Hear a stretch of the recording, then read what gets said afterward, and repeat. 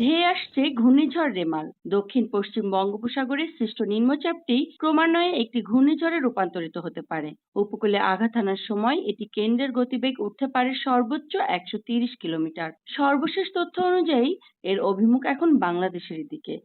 ঘূর্ণিঝড়ের বিপজ্জনক পরিস্থিতিতে উপকূলীয় অঞ্চলের জনগণ, মৎস্যজীবী ও নৌযান সমূহকে ক্ষয়ক্ষতি থেকে রক্ষার জন্য বাংলাদেশ কোস্টগার্ড পশ্চিম জোন উপকূলীয় অঞ্চলে জনসচেতনামূলক কর্মকাণ্ড পরিচালনা করছেন।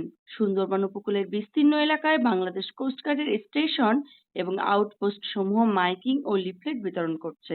মাছ ধরার ট্রলার, নৌকা ও জেলেদেরকে সমুদ্রে গমন না করার জন্য বিশেষভাবে অনুরোধ করা হইল।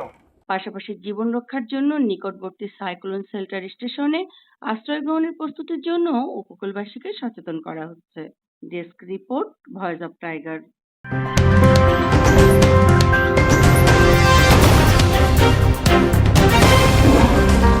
Voice of Tiger.